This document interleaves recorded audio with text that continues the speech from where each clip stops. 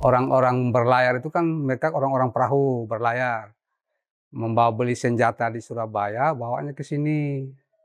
Bawa ke sini langsung ketemulah mengambil membawa senjata untuk melakukan perlawanan, habis dijadikan persahabatan, menjadi satu kesatuan kekeluargaan.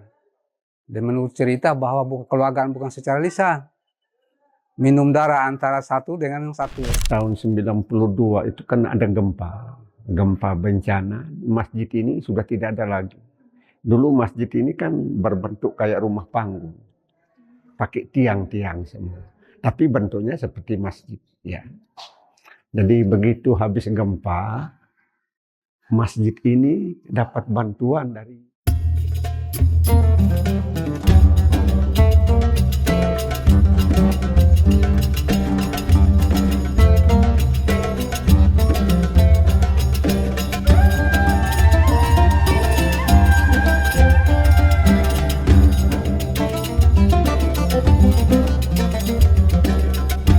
Tribuners, saat ini saya berada di pesisir utara Kabupaten Sika, tepatnya di Waipare, Desa Watubilo, Kecamatan Kangai, Kabupaten Sika. Dan di belakang saya ini berdiri sebuah bangunan masjid yang bernama Rahman.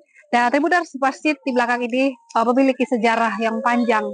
Juga ada keterkaitannya dengan masuknya agama Islam di Kabupaten Sika.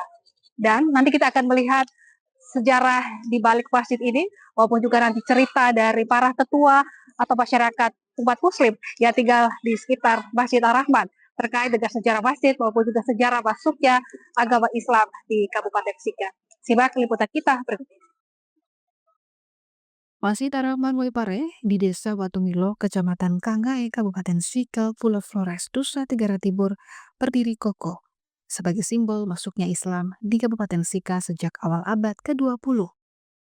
Rumah ibadah yang diyakini sebagai salah satu yang tertua di wilayah ini bukan sekedar bangunan fisik. Rumah ibadah ini merupakan penanda sejarah yang lahir dari ikatan persaudaraan antara pelaut Bugis dan penguasa lokal. Terletak hanya beberapa langkah dari bibir pantai utara Pulau Flores, masjid ini menyajikan perpaduan warna yang kontras dengan alam pesisirnya. Tokoh masyarakat setempat, Muhammad Kadri, menuturkan bahwa kehadiran Islam di wilayah tersebut dibawa oleh para pelaut asal Gujarat dan Sulawesi yang melintasi perairan Nusantara sekitar tahun 1901. Pertemuan antara pendatang dan penguasa lokal, Raja Kangai, tidak berakhir dengan konflik. Sebaliknya, mereka menjalini persahabatan erat yang dikukuhkan melalui tradisi unik, minum darah, sebagai simbol persaudaraan yang tak terputuskan. Sebagai bentuk penerimaan, Raja Kangai menghibahkan lahan di sepanjang pesisir pantai hingga ke Tanjung Darat untuk dikelola para pendatang. Di lahan inilah pemukiman dan tempat ibadah dibangun. Menurut sejarah dari cerita dari orang-orang tua sebelum saya ini, mereka menyatakan bahwa Islam masuk di Sika ini diperkirakan tahun 1901. Waktu zaman Belanda dulu sampai zaman Jepang. Setelah itu orang-orang Gujarat dari Sulawesi, dulu kan orang-orang berlayar itu kan mereka orang-orang perahu berlayar, membawa beli senjata di Surabaya, bawanya ke sini. Bawa ke sini langsung ketemulah Raja Nai, Ratu Nai, Raja Kerajaan Kangai yang tempatnya di sana. Ada rumah raja di situ. Lalu mereka berlabuh di sini mengambil membawa senjata untuk melakukan perlawanan, habis dijadikan persahabatan, menjadi satu kesatuan kekeluargaan. Dan menurut cerita bahwa kekeluargaan bukan secara lisan, minum darah antara satu dengan yang satu, sehingga menjadi persahabatan yang jadi tuntun. Setelah itu, raja itulah memberikan tempat untuk dihuni. Bahkan bukan di sini saja, sampai ke daratan Tanjung Darat, pantai dari sini itu. Sampai sekarang mereka punya moyang-moyang dulu yang ahli waris makan sampai termasuk Pangabata, termasuk Tanjung Darat. Itu diberi oleh kerajaan ini karena dia untuk mempertahankan kekuatan di masa itu. Setelah itu mereka kan hanya 4 dekade, sudah 4 dekade. Sampai sekarang dulu dikasih hibah tanah ini untuk membangun rumah ibadah zaman itu. Bangun rumah darurat dulu. Sebetulnya kami saya dulu 83, 82 ke sini masih bangunan masih lama itu. Direnovasi itu setelah gempa itu baru direnovasi sebagaimana rupa kita lihat ini. Masa itu terdarurat. Nah, setelah dari generasi ke generasi, setelah mereka kan datangnya tidak sebegitu banyak. Setelah itu dia orang-orang dari atas, yaitu orang-orang dari gunung, dipekerjakan di sini. Karena mereka sudah punya lahan kelapa sampai ke Tanjung Darat, sampai ke pulau ini, pulau besar ini juga. Dipekerjakan, langsung ditinggalkan di sini, dibagi-bagi. Jadi orang yang asli Waipare ini, orang-orang dari Bugis hanya tinggal seberapa saja ini. Yang lain itu orang-orang dari sini semua yang menempati tempat di sini. Mereka bergabung dengan mereka, langsung mereka memeluk Islam. Akhirnya mereka tinggal di sini. Jadinya kampung Waipare tadi. Orang dulu artinya kan Waipare itu air yang ada beras katanya. Katanya dulu sumur sudah ditutup ini. Sumur itu orang-orang dulu panen, ambil dulu orang di gunung kan tidak ada air. Kata ambilnya situ zaman itu. Dan namanya Waipare, ambil itu air apa? Air beras. Ceritanya begitu dari orang tua dulu yang sudah meninggal semua. Dengan pembuktian nenek moyang mereka itu ada pembuktian kubur sana. Kubur itu sudah ratusan tahun tuh. Kubur masih dia kan dicor tuh orang bawa kubur itu dibikin modifikasi macam kayak kubur-kubur yang ada di Jawa itu. Kan mereka dulu kan berdagang ke Jawa dengan perahu, langsung dibawa misalnya apa segala macam dimuat dari sana mereka orang-orang dulu kan tahu sendiri. Apalagi kuburnya masih ada itu. Itu namanya mereka kalau tidak salah namanya Haji Taning. Haji Taning itu yang orang pertama ke sini. Nah, setelah itu dia punya ada kan beberapa orang tuh, ada yang nanti di sini setelah bangun ini, setelah itu mereka ada yang ngungsi ke Momere itu Haji Arsad mereka. Pak Haji Arsad itu punya mama kan dari sini. Orang Sulawesi juga ngungsi lah ke Momere, tinggal di Momere, akhirnya bangun Masjid Biru itu. Gitu. Habis di sini Geliting, dulu kan ada pelabuhan di Geliting saja. Setelah itu menjadi pelabuhan, akhirnya mereka bangun dengan masjid di Geliting. Nah, dan ahli waris ada yang di Geliting, ada di sini. Yang kawin mengawin, sudah campur baur tuh, di masa-masa sekarang. Itulah kejadiannya begitu. Jadi masjid ini sudah menjadi tenar. Kalau ditanya di Sika, orang sudah tahu bahwa Waipare yang masjid pertama. Sudah tidak asing lagi buat kita. Ceritanya begini, saya dengar dari ahli warisnya yang sudah almarhum Pak Imam sudah meninggal. Dia bilang mereka dulu zaman perang. Mereka ini orang-orang Bugis. Orang Bugis itu orang-orang pelaut. Kebetulan pelaut di kampung halamannya itu juga orang dulu kan masih zaman antara satu dengan yang lain kan tidak ada yang tidak sama sependapat. Jadi mereka berlayar. Dan mereka berlayar di mana tempat yang nyaman mereka tinggal di situ. Akhirnya mereka nenek moyang datang berlayar ke sini kemana-mana.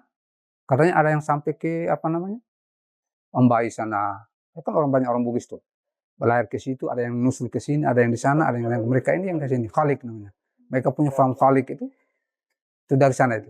Kalau namanya Khalik itu berarti mereka orang-orang Muslim yang pertama di Momere yang ada di Waipare itu.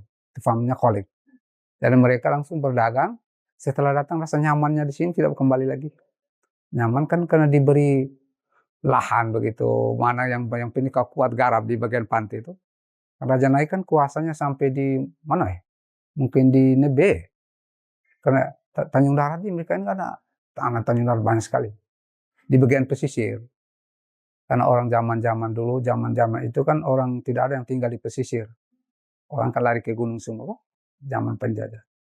Ya mereka lahan banyak. Sampai di pulau juga itu. Dan waktu itu mereka sudah punya ilmu pengetahuan. Sudah bisa masa depan sudah berpikir. Kita di sini kan hanya makan saja. Mereka sepikir, oh ini harus tanah saya garap di sini, garap di sini. Jadi di pulau besar itu berapa tempat tuh orang-orang Bugis? Sampai di Pangabatang sampai sekarang itu milik mereka. Mereka dari Pulau Pangabatang. Itu Khalik punya itu. Farm Khalik. Begitu. Melengkapi narasi sejarah tersebut, Yusuf Keneng, Imam Masjid Ar-Rahmat yang telah mengabdi lebih dari 25 tahun, memberikan gambaran mengenai transformasi fisik masjid. Ia mengenang rupa asli masjid yang sangat sederhana sebelum hancur diterjang tsunami. Pasca bencana, upaya membangun kembali masjid dilakukan dengan penuh perjuangan. Yusuf mengungkapkan bahwa pembangunan kembali masjid ini lebih banyak mengandalkan swadaya masyarakat yang mayoritas bekerja sebagai nelayan. Jadi setelah tahun 92 itu kan ada gempa bencana, masjid ini sudah tidak ada lagi. Dulu masjid ini kan berbentuk kayak rumah panggung, pakai tiang-tiang semua. Tapi bentuknya seperti masjid, ya. Jadi begitu habis gempa, masjid ini dapat bantuan dari Majelis Ulama Indonesia Kabupaten Sika untuk bangun ini masjid. Nah, bangun berupa dia punya tiang-tiang, rangka-rangkanya ini yang kalau ini sudah diperbaharui. Akhirnya kami sudah dapat bantuan berapa kali. Bantuan itu kan tidak besar. Ada yang 25 juta, ada yang 15 juta. Itu kan kami bangun untuk rehab. Kami punya masjid ini. Jendelanya, pokoknya yang sebagaimana adik lihat sekarang ini. Yang terakhir ada donatur, orang yang ada uang. Maksudnya orang pengusaha. Kasih kami bantuan, tidak tahu uangnya berapa. Dia sendiri yang tangani ini. Dia punya kerja pelafonnya, semua sampai di luar. Uangnya kami tidak bisa sebut karena dia sendiri yang langsung tangani. Kalau kondisi ibadahnya biasa-biasa saja. Hanya kondisi masjidnya itu seperti yang saya bilang tadi itu. Masjidnya kayak rumah panggung begitu, pakai tiang-tiang semua dengan dinding-dinding. Begitu gempa, hancur. Nah, akhirnya setelah gempa baru mulai bangun pelan-pelan ini, Mas.